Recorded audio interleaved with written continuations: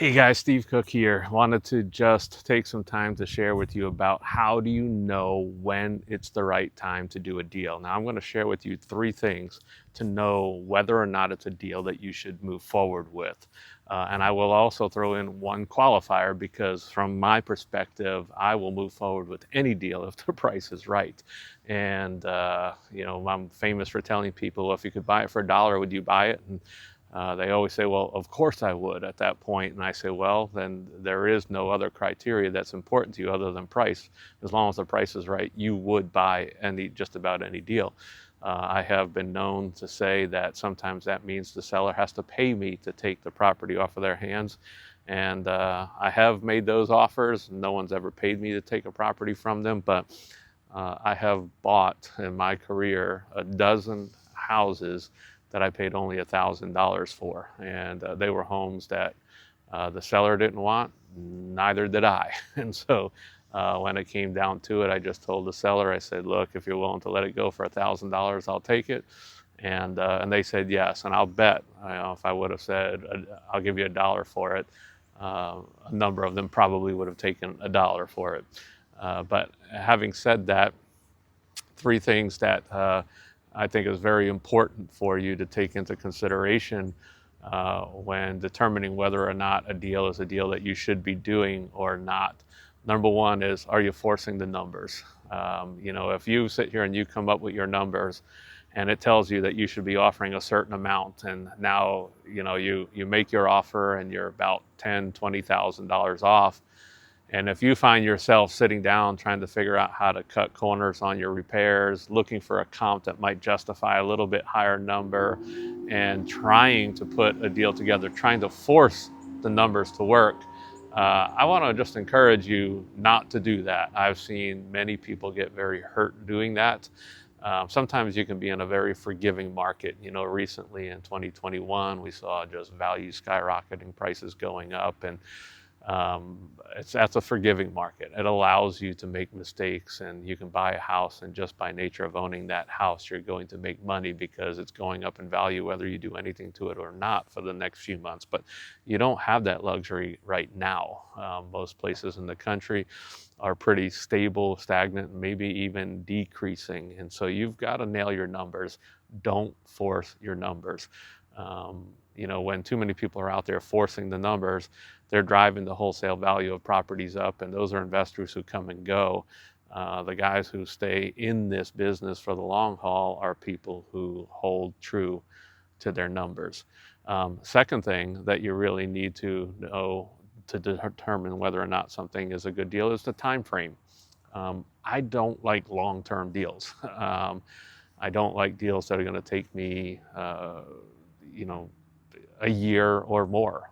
In fact, I don't even like it stretching out to a year. I like to turn my money very quickly. I've, started out in this business as a wholesaler and being able to generate, money within 30 days. I don't mind, the 6-month flip, but for long-term projects, I've gotten involved with some, and frankly, it causes a lot of stress and everything for me. I admire people who can go in and have the patience to wait things out and to go, on for the long haul. But I think you really need to look at what that is. If you're getting into a project in hopes of turning it quickly, and then it turns into something that takes, a year, 2 years, 3 years, and you weren't ready for that, you weren't anticipating that, then that can get very stressful. It can eat away everything.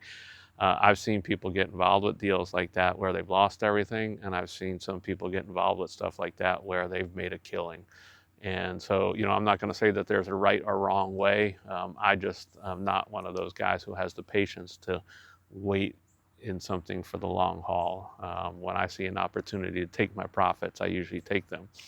But as an example, just recently, in fact, yesterday, I was looking at a property that had development potential, and the numbers worked. The numbers were good. There's definitely a deal there. However, it would probably be 2 to 3 years before I would be able to start seeing my profits come out of that. And to me, to tie up my resources into something like that for that long, to not know when that's going to come through or what the future holds, is just not something that I prefer to do. Now, having said that, I did make an offer on the property. I offered a good bit less than what they were asking, and if I could quickly piece off some things and recoup most of my money and only have a little bit of money sitting in this project, I might be willing to wait it out, just by nature of sitting on it and see what happens. But I don't want to tie up a whole lot of money there, not money that I could be doing deals with. And so that is one of my considerations there. But so timeline is very important. So don't force your numbers, timeline, and then finally a gut feel. I am amazed at how often and how little people trust their gut when it comes to deals, and they'd rather trust a spreadsheet and numbers on a spreadsheet rather than what does my gut say about this deal. I've always had that gut feel, but I think that part of that came from the very first guy who took me out and was showing me what he was doing, and sort of coaching me a little bit and telling me. He had me walk out in front of the house that we were looking at, and he said, "Steve, I want you to just take a look at this home, and I want you to look up and down the street." And he said, "Now, who's going to live in this home when we finish it? What kind of, is it going to be a family? Is it going to be single? Is it going to be a couple? What are they going to be like? What do they want out of a home?" And that was a very valuable teaching lesson to me, because it forced me to, I would do that all the time and look at these houses and say, okay, who am I, if I'm going to renovate this house, who's going to be living in it? Who am I renovating it for?